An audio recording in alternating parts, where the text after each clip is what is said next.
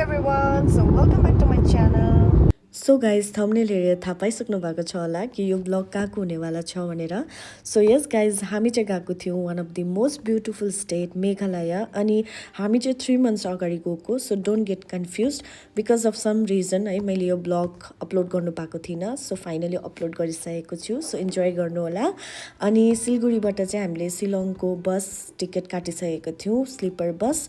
अन्त हामीसँग चाहिँ एकजना भाइ पनि जानुहुँदै थियो हो. अन्त दिस इज आवर बस. 2 जनाको लागि यो चाहिँ एकजना सिंगलको लागि, ब्याचलरको लागि यो चाहिँ म्यारिडको लागि है. साथी थियो भने यतापट्टि हुन्थ्यो.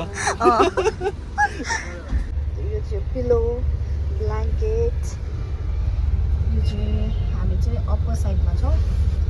सो त्यही भएर चाहिँ बाहिर अप्पर साइडबाट नजारा. सो यहाँनिर चाहिँ मुभीहरू हेर्दा हुन्छ हो. 2टा मोनिटर छ, मिनी टिभी भनौँ न. अन्त भाइ सो यो चाहिँ हो हेडफोन. राति मुभी हेर्ने हो, मुभी हेर्दै जानुको लागि. Hello hello hello mike testing. So finally हाम्रो बस हिँडिसक्यो. त मेरो हस्बेन्ड चाहिँ बसमा पनि काम हो, बसमा पनि ल्यापटप खोलेर बस्नु भएको छ.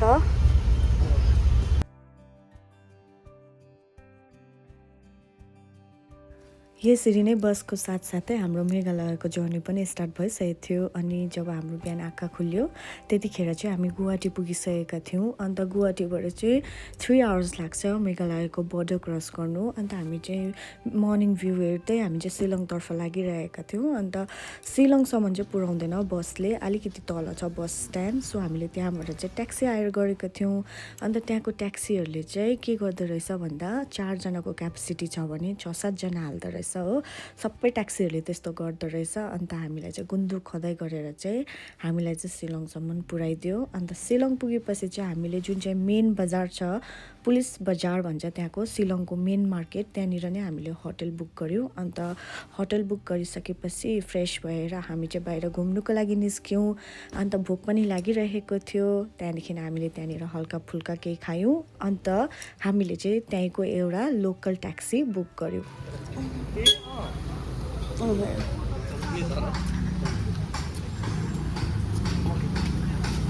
सो यो चाहिँ हाम्रो ट्याक्सी बुक गरेको हो.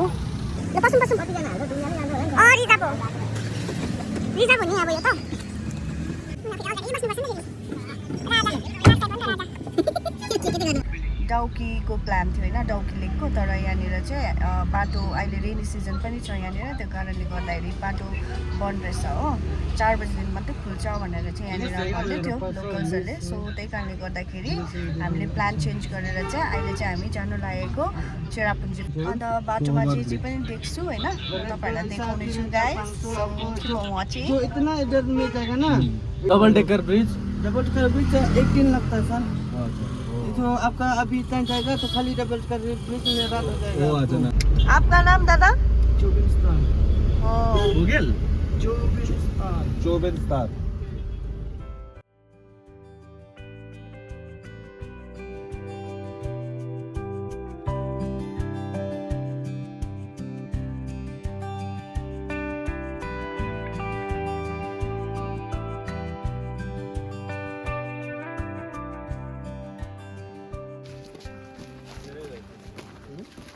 वाले हम लोग यो चाहिँ उपारीको है लास्ट.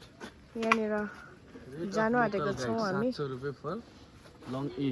अहिले चाहिँ हामी मङ्खुमाई ब्रिज जाँदैछौँ होइन. यो चाहिँ एकदम जङ्गलमा छ. सो शिलङदेखि चाहिँ 2.5 hour लाग्दो रहेछ माथिसम्म. त्यहाँदेखि चाहिँ 2 hours हाइक गर्नुपर्छ अप एन्ड डाउन. यहाँनिर चाहिँ आउँदाखेरि चाहिँ गाइडको पनि चार्ज लाग्छ. सो यहाँनिर चाहिँ 2टा ब्रिज छ. एउटा डबल डेकर रहेछ होइन, अन्त एउटा चाहिँ सिङ्गल भन्दो रहेछ. सिङ्गलको लागि चाहिँ 700. अन्त हामीले चाहिँ मिलाएको छौँ हो 500 मा. अन्त डबलको लागि चाहिँ अलिक ज्यादा छ. टुरिस्टहरू कहाँ जानु भएको टुरिस्ट दाइ? ब्रिजहरू जानु भएको single decker bridge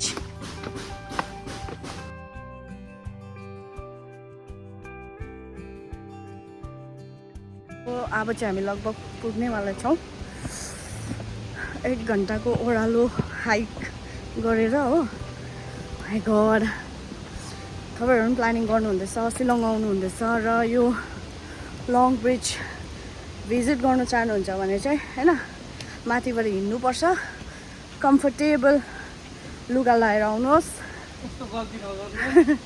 jeans pant एकदम फ्यासनेबल लुगा चाहिँ लगाएर आउनुभयो भने चाहिँ एकदम तकलिफ हुन्छ है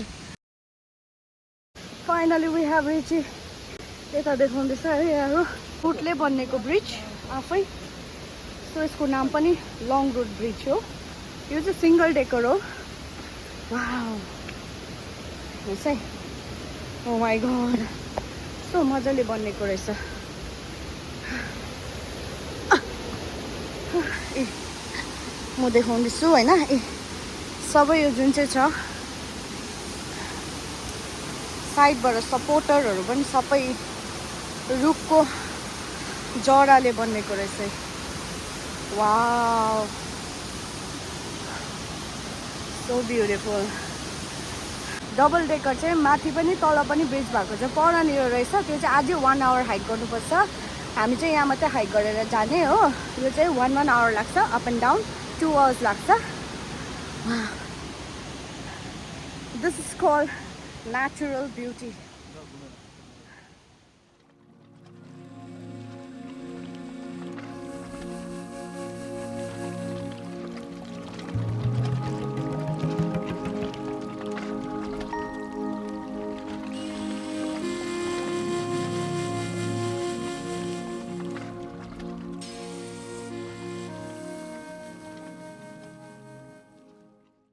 दामी दामी फेरि आउँछु म फ्रीमा ल्यायो भने फेरि आउँछु खट्टु दिनु पर्यो माथि तपाईँ आउँछ आउँदैन फ्री टोटली फ्री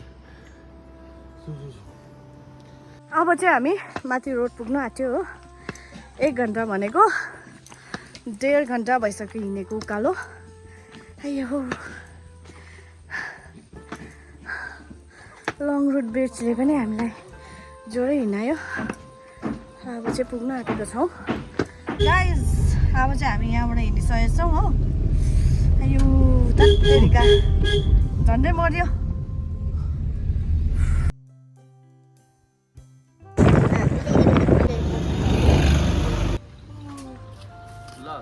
यस्तो जाडोमा चाहिँ यहाँनिर फगी भइरहेछ हो इच्छा अघि उकालो हिँडेर यति साह्रो पसिनाले लुगाइ सबै छ्यापछ्याप भएर हो अहिले सुकेर त्यो चिसो भएर त्यही माथि फगी हेर्नुहोस् पछाडि जुन चाहिँ हामीले फल्स हेर्नुपर्ने थियो होइन यहाँनिर थुप्रो फल्स थियो यहाँनिर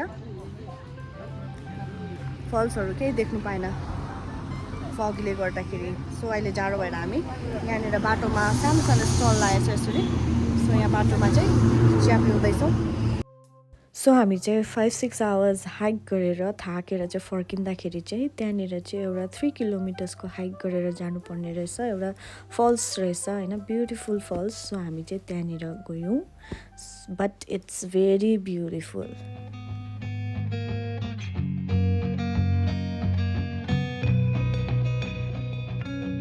गाडी लिएर कहीँ डिल्नु जान्छ गाइस अब हामी पुग्न आँटिसकेको छौँ है 7 बजिसकेको छ तर यहाँनिर शिलङमा पनि एकदम ट्राफिकको चाहिँ प्रब्लम रहेछ यहाँनिर ट्राफिक जाम भइरहेछ अहिले यहाँनिर चाहिँ बिहान पनि त्यतिकै प्रब्लम हुँदो रहेछ जाम हुँदो रहेछ होइन बेलुका पनि यहाँ जामै भइरहेको छ हेरौँ कतिखेर पुग्छ एकदम we are very tired today किनभने त्यत्रो हाइक गरेर होइन माथि तल गरेर एकदमै थाकिरहेछौँ आज चाहिँ खुट्टाहरू पनि दुखिरहेको छ गएर चाहिँ एकदम रेस्ट गर्ने हो रुममा अगाडि देखिन्छ नि तलसम्म जाम छ हो यो चाहिँ यहाँनिर चाहिँ ग्याङटोक जस्तै जाम हुँदो रहेछ है यहाँनिर चाहिँ